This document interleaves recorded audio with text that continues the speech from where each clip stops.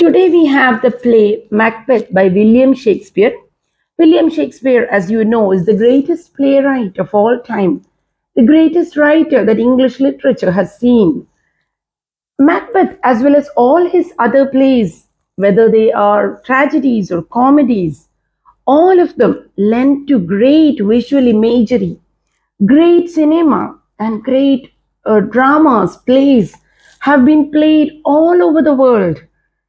In every language, Shakespeare has been translated, and stories that are inspired by his plays have also come forth. There are abridged versions, there are stories for little children. And this work, I would say, has transcended generations. That is, 400 years ago, the Bard of Avon wrote this masterpiece, and still now it fascinates people.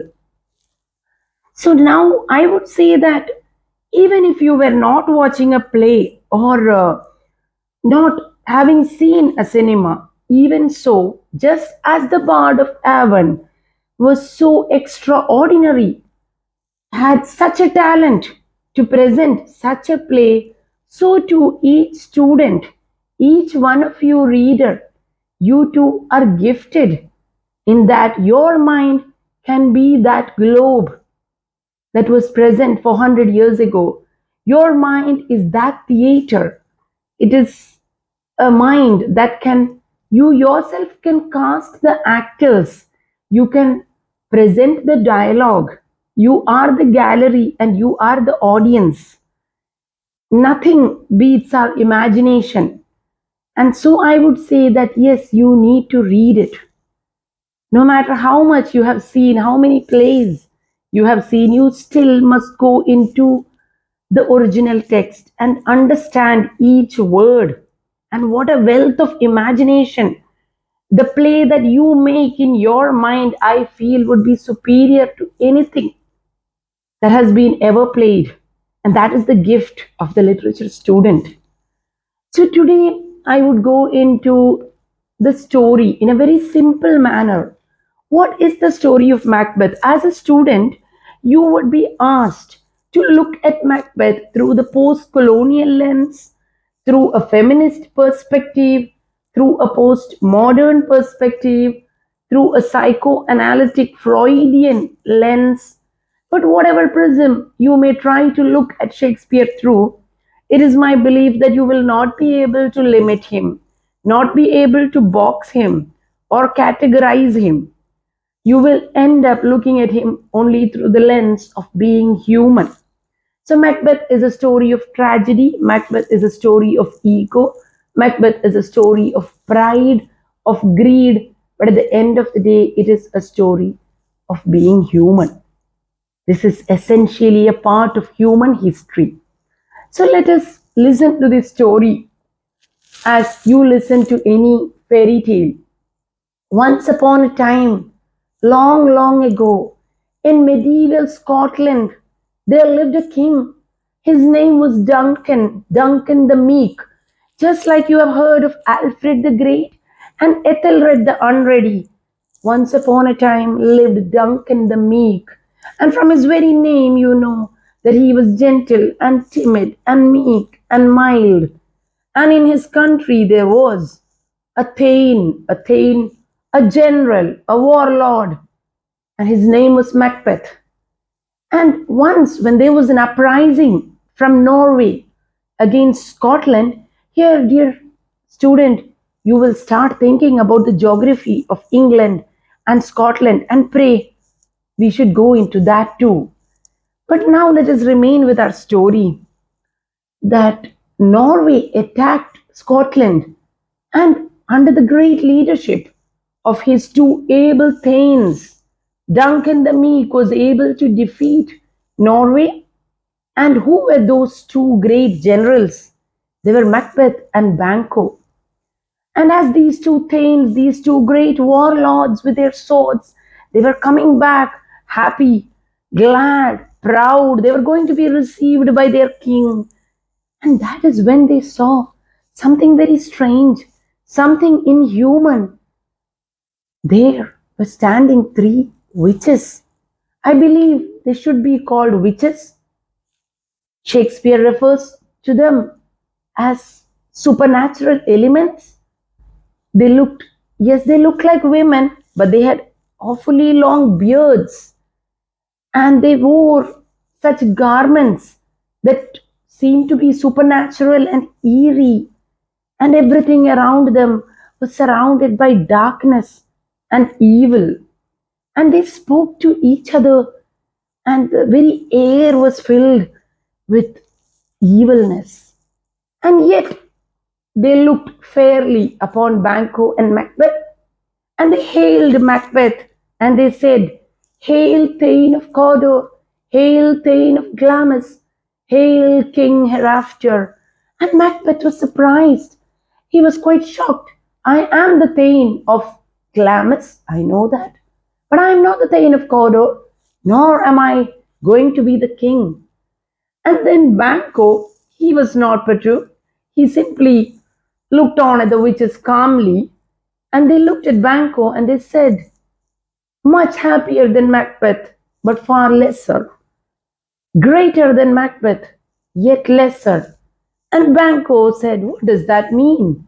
And the witches said, "You will be father to kings, while Macbeth will be king himself." And so saying, the witches disappeared. And here we see that Macbeth begins to be, there is something eating inside him. Something has shook him. He's shaken. Yet Banquo remains very calm. Banquo feels that these supernatural elements would simply play with our minds, whereas Macbeth feels that, is there some meaning to these words? He immediately goes towards Inverness, which is his castle, and as he reaches there, he is informed by the king's men that he is the Thane of Cawdor, and he is hailed, "Hail, Thane of Cawdor." And he says, "How am I the Thane of Cawdor?" And it is seen that the treacherous Thane of Cawdor, who had joined Norway, is stripped of his name and he is sent to his death. And Duncan has got a new Thane, and now the Thaneship of Cawdor and Glamis both belong to Macbeth. Can this mean that that third prophecy will come true? Can it mean of no doing of his own, he has attained the Thane of Cawdor? And isn't it possible that Macbeth could be king? And this he tells his wife. Is it possible? I am a kinsman of Duncan. I am a relative of the king. Could it be possible? It is anyway said, such a prophecy is there. Then let me wait. But here we see that Lady Macbeth is a woman who is not going to wait. She does not want to sit back and see if fate will give them that honor. Rather, she would act. And she then tells her husband, "Duncan the Great, Duncan the Meek is going to sleep under our roof, and we are to be his host and hostess. What better opportunity? Take thy dagger, and in a moment's work, in the work of just a few minutes, let us attain a lifetime of royalty. You shall be king and I shall be queen." And Macbeth, again, we see this is where Shakespeare's greatness, fascination comes, that Macbeth is not all evil. It is not that he just wants to take a knife and stab. Here we see all the emotions playing in him. There is caution on one hand, caution that tells him, "Nay, you are the host. You are the one who is supposed to prevent the dagger from entering that bedchamber. But are you going to be the one who actually holds it?" And at the same time, there is his fear. Surely I am a kinsman. People would doubt me. People would say that Duncan, who has no enemy in this world, such a man, if he is to be killed in my house in Inverness, surely they would point fingers at me. And thirdly, the witches have already prophesied it. Why should I act? Would not that title come to me? So many questions are going on in our hero's mind or anti hero's mind. But here, Lady Macbeth is not ready to take any chances, and she goads him and she nags him and she gives him no peace. And here too, the question comes to our mind: if you are not steadfast in principle, each one of us, can we be led to doing something that our mind is opposed to? And this age old question Shakespeare asks us. And at this time, Lady Macbeth says, if I am a mother and I have given milk to a baby, and even while that babe was suckling at my breast, I would take the child and I would throw and dash its brains on a wall had I sworn to do so. I would take my very child and kill it. So here she is working on Macbeth's pride. As a man, you have given your word to kill Duncan. And that night we see that Macbeth takes a dagger and in a moment's work he plunges it into Duncan's heart and all is over. And in one moment they have gained the pathway to royalty. And in that one moment we have to remember that Macbeth has given up his sleep forever. As he was going to hit or stab the king, there was a dagger that was pointed towards him, the handle towards him. And that was something imaginary, it was an illusion. And Macbeth comes back and he tells his wife, I saw this phantom dagger, I saw this phantom image. And when I killed Duncan, the guards seemed to wake up, and though they were addled by wine, plied by wine by Lady Macbeth, such that they should never be witnesses to the crime, they laughed. One laughed in his sleep, the other said a prayer, and they both said Amen, and they went back to sleep. And yet, when they prayed, I too tried to say Amen, but the word seemed stuck in my throat. And here we must see that Macbeth will forever be unable to pray. So, what all has he given up? He has given up his ability to pray. He has given up his right to sleep. He has given up his right to peace. I recall telling this story to a young student, a very young child, who asked the one very pertinent question: why would he give up everything when he had everything? I think this is a very important question coming from a small child. Why would he give it all up when he had everything? To be the Thane of Cawdor, to be the Thane of Glamis, to have a beautiful, intelligent, wonderful wife, the castle of Inverness, which is described as a place where so much of roses and myrtle grew, and there were birds in the air. And everyone knows that birds flock only in places where the air is delicate and fresh. Macbeth had everything going for him.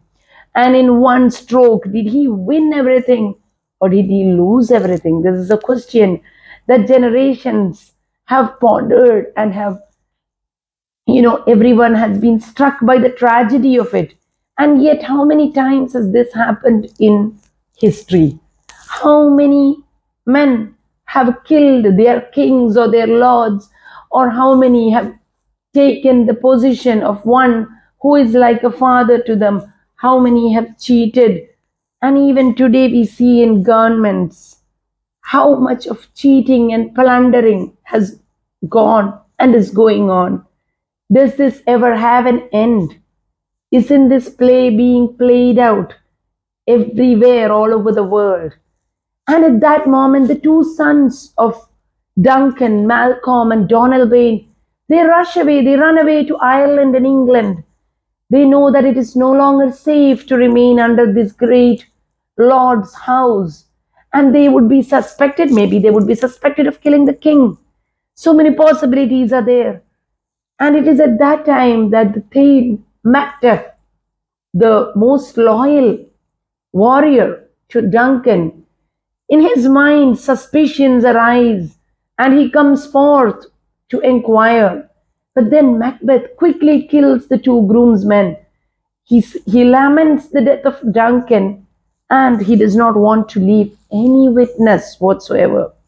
He kills the groomsmen and thereby takes away the only witnesses, the possible witnesses. And you must know that they are smeared with the blood of Duncan. The dagger is found in the hands of one of the groomsmen. And so all is ending in a smoke. Being next to King Macbeth becomes King Macbeth. And there is the Lady Macbeth becomes the queen. And are they going to be happy? No, the words of the witches, again plague Macbeth. He is to be king, and all this trouble that he has gone to, but that will not be enjoyed by the posterity. It is Banquo's sons who are going to be the next king, and Banquo who is going to be the father of kings. And so Macbeth, to cover one lie, must lie again. To cover one murder, must hide it under more murders.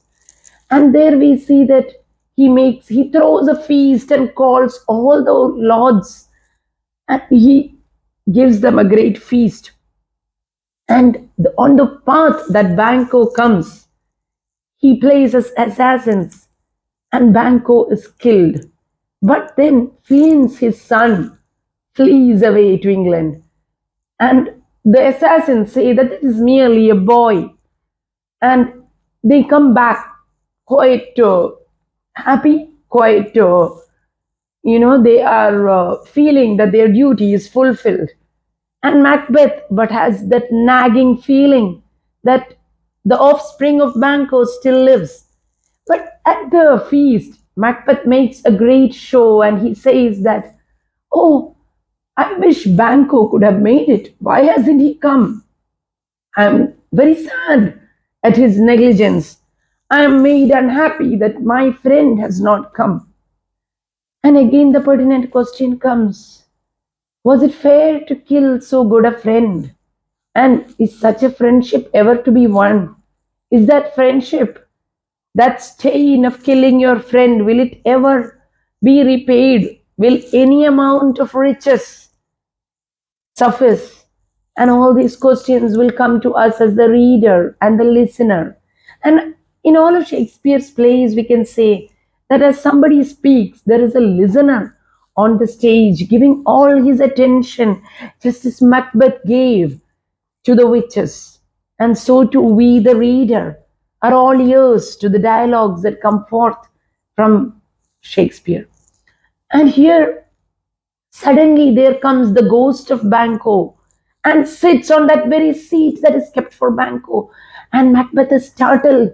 He starts speaking to the ghost and he says all manner of things. Nothing remains in his heart. And Lady Macbeth, very astutely, very cleverly, even though now she has the mind of a murderess, we can see the behavior hostess does not leave her. And she instantly sends everyone home. She makes a good show of it. And she tells her, Lord, come back, you are not well. And here, because she is afraid that he will let out the secrets, and Macbeth can never be the same again. He has witnessed a ghost. And it is said that it is Shakespeare himself who played as the ghost of Banquo. And then we see that Macbeth is now plagued by thoughts. He cannot remain easy. He becomes more and more cruel and evil. And the witches have said that what is foul, we will make it even more so. But what is unaffected by evil, we cannot, change the course of such people's life. Macbeth again goes to the witches. He seeks them out and he says, tell me what is to happen again. Will my sons be kings? And then the witches bring forth spectre after spectre of evil spirits. And a bloodied child comes forth, a bloodied warrior comes forth, and they tell him three prophecies. Beware of Macbeth. And at the same time, they tell him, no man born of woman can touch you, no man born of woman can kill you. And that reassures Macbeth, for isn't every man born of woman? And then the third says, on the day that the woods of Burnham come to Dunsinane, which is your protected land until they come there. The very woods, the very forest should walk there. You are safe. And Macbeth returns. Surely the woods of Burnham cannot come all the way to Dunsinane. That is not possible. As for Macbeth, well, he knew how to take care of that. And he goes to the castle of Macbeth. And there, Macbeth is not there. Macbeth has gone to seek the allies from England. And he kills Lady Macbeth and her children, her sons. And he comes back thinking that, yes, I have taken care of that. It is then that Macbeth comes back and he is in wrath. His wife, his children are killed. He then joins hands with a son, Malcolm, son of the king, Duncan, and together they come. And we know that Macbeth is no longer happy, for the spectres have shown him the image of Banquo smiling with a glass in his hand, and thereby many, many shadows of kings walk before Banquo, showing that his sons will one day rule Scotland, and that has happened. And here we see Macbeth sitting alone in his castle, the one person that would have been his solace. That one lady, too, death has claimed her. And Lady Macbeth is no more. By her own hands has she sealed her fate. And Macbeth then sees, he hears something terrifying. He sees that the woods of Burnham are slowly seeming to march or come towards Dunsinane. What is happening? And here we see that Malcolm has ordered his army to cut the branches of every tree of Burnham, hold those branches, and such a camouflaged army is coming forth towards the woods of Dunsinane, such that the King Macbeth cannot make out how many people are there. It seems the very forest is walking. And one of the prophecies has come true. And Macbeth then says, I will not fight. But when the army comes towards his castle and they break through, he has to take his sword and he has to go forth. And he then shouts, he says, I am a charmed life. No man born of woman can kill me. And that is when Macbeth answers, I am not born of woman, but I was untimely pulled forth from my mother's womb. She could not give birth to me. I was cut open and taken out.